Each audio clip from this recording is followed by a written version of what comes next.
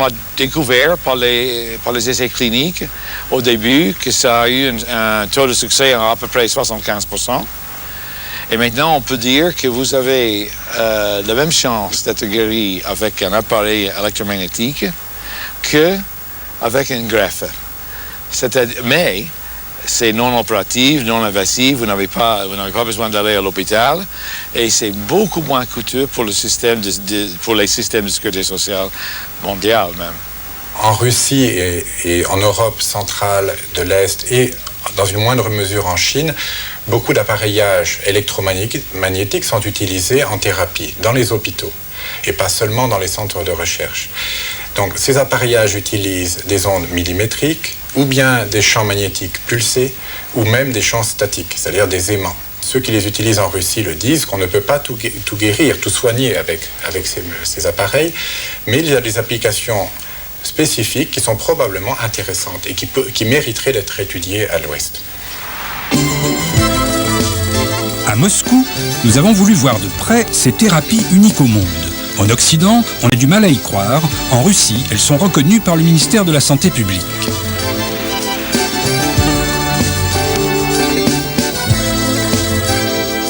Nous sommes à l'hôpital numéro 15, au service de réanimation en cardiologie. Ici, on utilise des ondes qui pénètrent sous la peau et dont les signaux renforcent la résistance des cellules.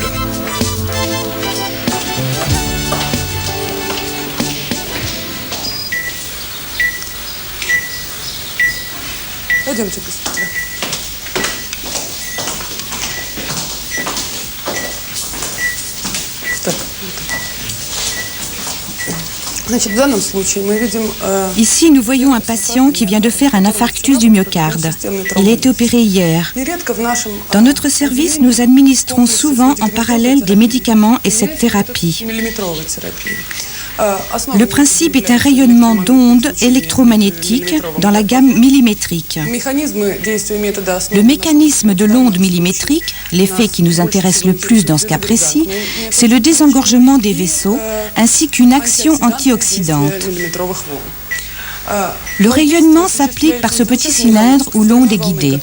On le place près de l'articulation de l'épaule. Cette zone de l'épaule possède une forte concentration de centres nerveux et une bonne hydratation. Si vous voulez toucher, le patient n'a aucune sensation tactile. Il ne ressent ni douleur, ni gêne, donc il supporte facilement cette thérapie. D'habitude, cette méthode fait baisser la tension artérielle et nous la contrôlons en permanence sur un moniteur.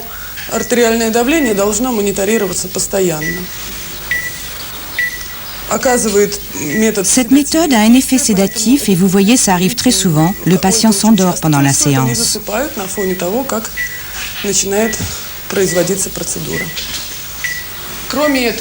En plus, comme vous voyez, on observe souvent un ralentissement des battements cardiaques, ce qui s'avère utile après un infarctus parce que cela réduit la demande en oxygène du muscle cardiaque.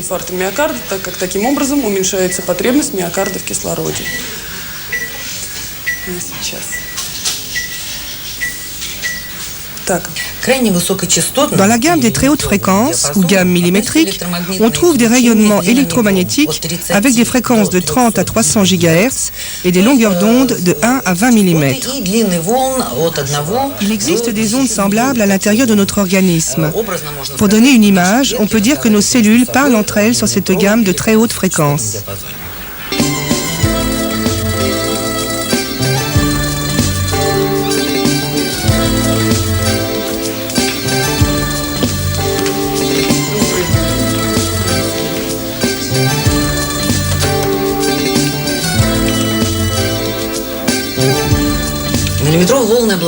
Les ondes agissent contre le stress et on sait que beaucoup de maladies apparaissent à cause d'un stress aigu ou chronique.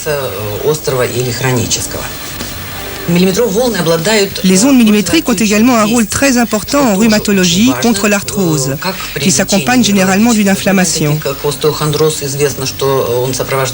On les utilise aussi pour les soins post-opératoires et pour traiter toutes sortes de traumatismes des organes.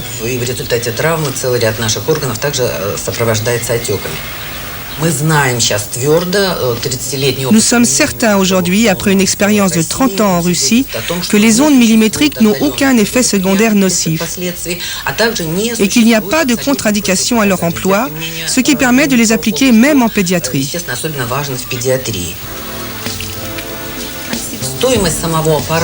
L'appareil n'est pas très coûteux et le prix des séances non plus. En principe, c'est accessible à n'importe quel patient aujourd'hui. En dehors de notre pays, cette thérapie est utilisée en Allemagne. On peut citer aussi la Pologne, la Bulgarie, la Hongrie, la Suède, l'Italie. Et la Chine. La Chine où on fabrique 300 000 appareils de thérapie millimétrique par an. À notre connaissance, ça n'est pas utilisé en France.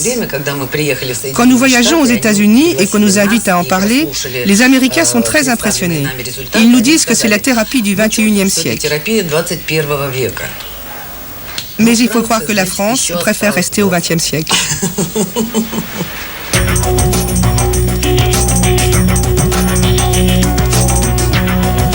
À mi-chemin entre la Chine et l'Occident, les chercheurs russes créent une synthèse. À partir de la réflexothérapie, une forme russe de l'acupuncture, Ludmila Khazina a développé une thérapie électromagnétique originale.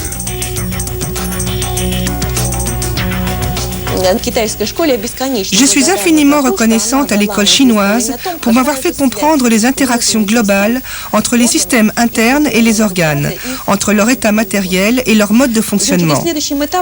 Après cela, j'ai mené une recherche sur les biorhythmes naturels. Sur quel rythme naturel et spontané fonctionnent le cœur, l'intestin, les poumons, les vaisseaux, les capillaires, les canaux, etc. J'ai eu de la chance parce que le destin m'a fait rencontrer un clinicien extraordinaire, Iosif Lyovitch Blinkov. Impossible d'imaginer un médecin plus honnête. C'est un véritable passionné de son travail. Le docteur Blinkov est chef de service dans un hôpital d'Ekati. Ces images ont été prises à la sauvette. Nous n'avons pas eu l'autorisation de l'interviewer. Les inventions de Blinkov et ses brevets potentiels sont actuellement une chasse gardée des services de sécurité russes. Blinkov a mis au point ces appareils qui restaurent les rythmes de chaque organe. Nous avons plusieurs types d'appareils. Des appareils électromagnétiques sans contact. Le patient est couché sous les solénoïdes. La puissance est de 1 Ørsted, l'équivalent du champ magnétique terrestre.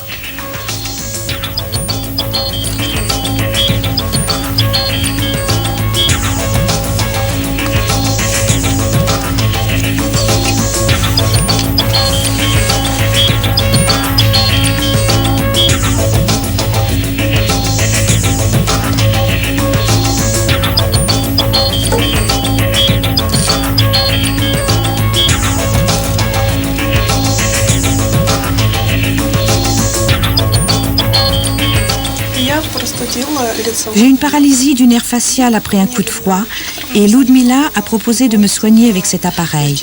Les muscles fonctionnent à nouveau. Avant, ils ne fonctionnaient plus du tout sur toute la partie droite du visage, y compris l'œil. Maintenant, ça commence à aller mieux, mais il reste encore quelques séances.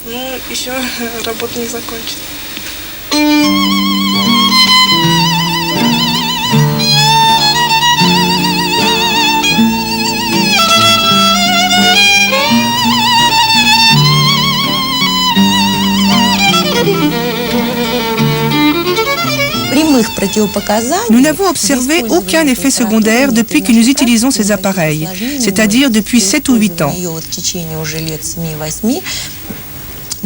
En revanche, nous avons toujours obtenu l'effet souhaité.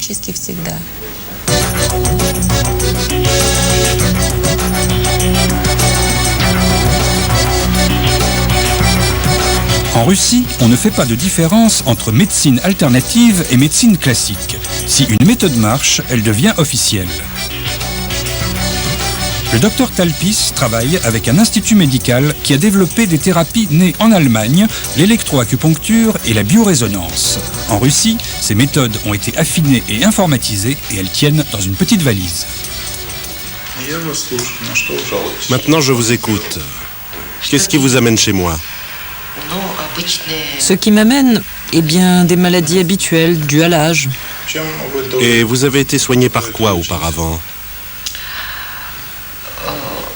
Des médicaments allopathiques. Et des médicaments classiques, quoi. Oui, mais en général, les médecins me disent qu'il me faudrait une opération chirurgicale. Bien. Alors voilà ce que nous allons faire. D'abord, je vais mesurer les points. Comme tous ces points sont reliés avec des organes internes, nous pourrons savoir où ça ne va pas. D'accord, d'accord. Bien. Prenez ça dans la main droite.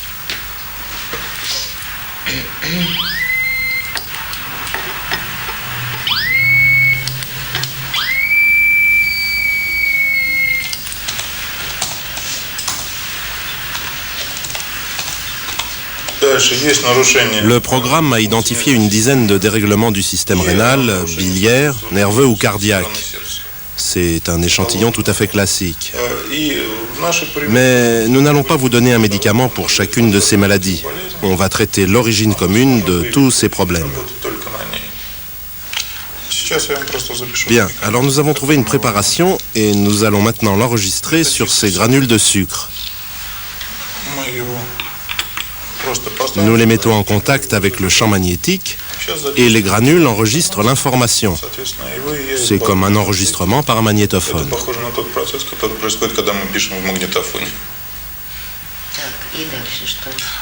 Ensuite, vous avalez ces granules comme un banal médicament homéopathique.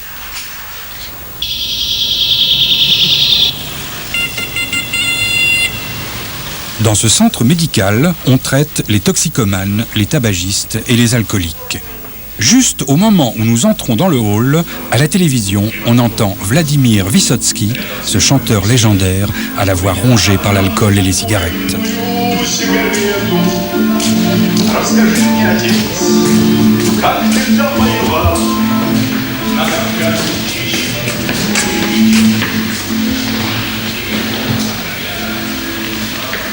Dans des décors baroques qui évoquent Tolstoï ou Bulgakov, la Russie continue à pratiquer sa médecine futuriste.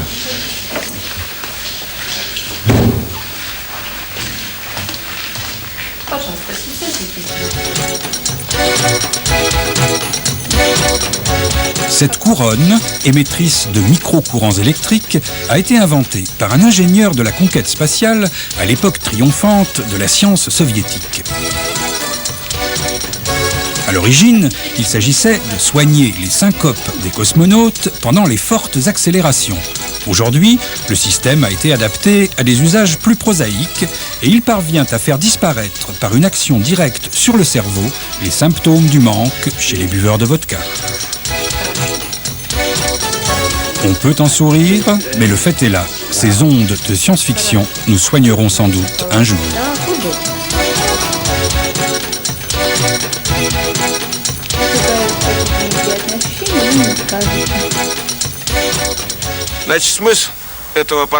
L'appareil fonctionne de la manière suivante. On agit sur les zones réflexes de la tête par une suite d'impulsions électriques composées de fréquences précises, émises dans ce dispositif qu'on appelle une couronne. Avec ça, on provoque une résonance dans telle ou telle zone des vaisseaux sanguins du cerveau.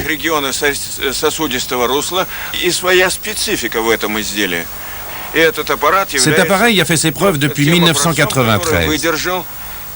Il est très largement utilisé dans environ 300 cliniques, rien qu'à Moscou, et dans près de 500 centres médicaux à travers toute la Russie.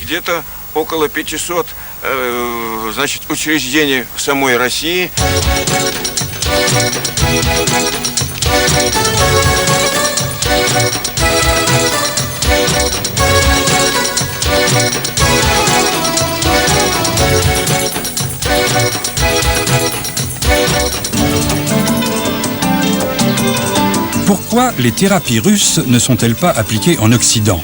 Pourquoi les normes russes sur les risques électromagnétiques en matière de santé ne sont-elles pas reconnues au niveau mondial ? Les choses sont en train de changer. Pendant l'année 2000, 2 pays européens, la Suisse et l'Italie, se sont démarqués en adoptant, au nom du principe de précaution, des législations aussi strictes qu'en Russie. Des politiques, pour une fois, ont pris position face à des scientifiques qui, souvent, préfèrent nier ou minimiser aussi bien les risques que les effets bénéfiques de ces ondes qui nous entourent.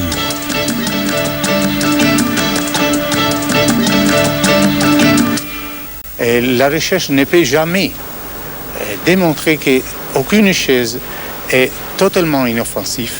Alors, le problème qui se pose est à quel niveau d'évidence scientifique on doit adopter de la précaution, à quel niveau d'absence de preuves scientifiques de risques on peut dire que quelque chose n'est pas dangereux, qu'elle est inoffensive. C'était le problème scientifique, c'était le problème politique qui se pose. Il faut bien distinguer la science d'un côté de la politique de l'autre côté. Il apparaît clairement que les gens qui établissent les normes sont les mêmes qui fabriquent les équipements. Aux États-Unis, on appelle ça une situation qui sent mauvais. Normalement, ce n'est pas aux fabricants de se réglementer eux-mêmes. Ils devraient être supervisés. La plupart des scientifiques estiment que ce problème ne les concerne pas et qu'il suffit de s'occuper des faits, rien que des faits. Je crois que nous devons repenser cette attitude. À mon avis, nous allons avoir un concept de ce qui est supportable pour la société. C'est-à-dire que nous allons dire, voilà, il y a un certain nombre de personnes qui vont rester au bord du chemin. Cyniquement, c'est ce qui va se passer. On le sent arriver de la part des politiques et de la part de monsieur tout le monde, même des chercheurs. Il y a des gens qui vont rester au bord du chemin parce qu'ils ne pourront pas répondre aux qualités physiques qui leur permettent d'affronter ce genre de pollution. Il faut informer les gens, par exemple, au niveau des antennes fortement émettrices, pour des gens qui portent des prothèses.